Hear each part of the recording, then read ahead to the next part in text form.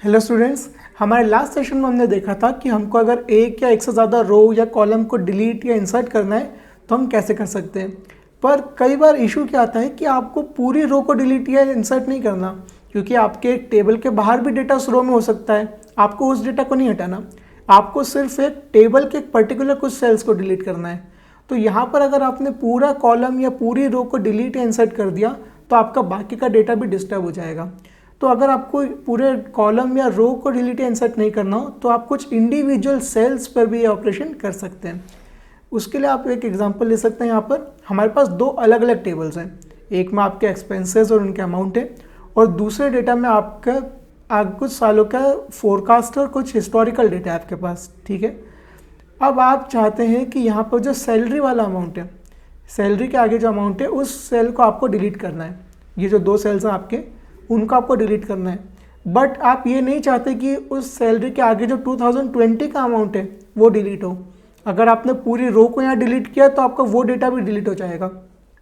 तो इस केस में आप यहाँ पर डिलीट तो नहीं कर सकते, तो आपको यहाँ पर इन दो सेल्स को ही डिलीट करना होगा।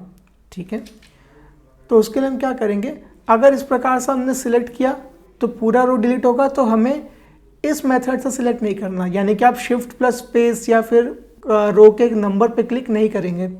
आप सिर्फ इन दो सेल्स को ही सिलेक्ट करेंगे। जब आपने उन सेल्स को सिलेक्ट कर लिया जिन्हें आपको डिलीट करना है, तो आपको यहाँ पर कंट्रोल प्लस माइनस प्रेस करना है। ठीक है, कंट्रोल और माइनस। जब आप यहाँ पर प्रेस करेंगे तो आपको यहाँ पर एक नया डायलॉग बॉक्स ओपन हो रहा है जिसमें चार ऑप्शंस हैं, shift cells left, up, entire row और एंटायर कॉलम। एंटायर रो और एंटायर कॉलम वही है जो हम पहले ऑलरेडी देख चुके हैं, यानी कि कंट्रोल प्लस स्पेस और शिफ्ट प्लस स्पेस। हमें इस दोनों का यूज़ तो नहीं करना। ऊपर हमारे पास दो ऑप्शंस और आ रहे हैं, शिफ्ट सेल लेफ्ट और शिफ्ट सेल अप। अब अगर आप कोई भी सेल को डिलीट करेंगे डेटा में से, तो एक्सेल में क्या वो सेल खाली तो रहेगा नहीं कि उसके अंदर कोई सेल ही नहीं है उतनी स्पेस।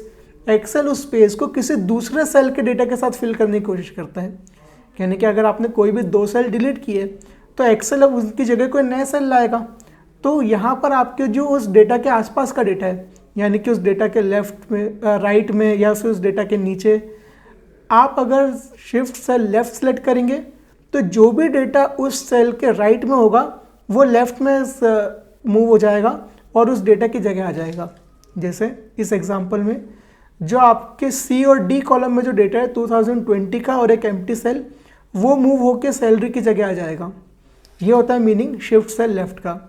जो भी डेटा उन डिलीटेड सेल के राइट में था वो उन डेटा की जगह लेफ्ट में मूव हो जाएगा। Same with shift cell up, जो भी उन डिलीटेड सेल के नीचे का डेटा है वो डेटा ऊपर आ जाएगा उनकी जगह।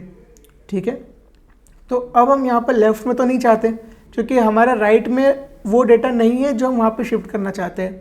हाँ, ये हो सकता है कि जो नीचे एडमिन एक्सपेंसेस हैं वो ऊपर शिफ्ट होकर सैलरी की जगह आ जाए। तो हम यहाँ पर शिफ्ट सेल अप पे क्लिक करेंगे। जब हमने शिफ्ट सेल अप पे क्लिक करा तो जो आपका एडमिन था वो सैलरी की जगह आ गया। देखिए, पहले जो आपका एडमिन वाला सेल था वो 5 नंबर रो में था, पर जब आपने शिफ्ट सेल अप किया तो 5 से 4 में, यानी कि एक सेल ऊपर शिफ्ट हो गया। इसको कहते हैं हम शिफ्ट सेल अप या शिफ्ट सेल लेफ्ट में। अगर आपने लेफ्ट सेलेक्ट किया होता तो सी और डी कॉलम का डेटा इस सेल में आ जाता। ठीक है, तो आप इस प्रकार से किसी भी सेल को डिलीट कर सकते हैं जिससे आपका बाकी का डेटा डिस्टर्ब ना हो। यहाँ पर हमने सिर्फ एक ही टेबल में चेंजेस करे, दूसरी टेबल पे इसका कोई इफेक्ट नहीं आया। तो इसी तरह से अगर आपको कोई सेल इंसर्ट भी करना है तो आप कंट्रोल प्लस की हेल्प से कर सकते हैं। ठीक है, आगे आने वाले सेशंस के अंदर हम रेंज और सेल्स की फॉर्मेटिंग सीखेंगे। Thank you so much.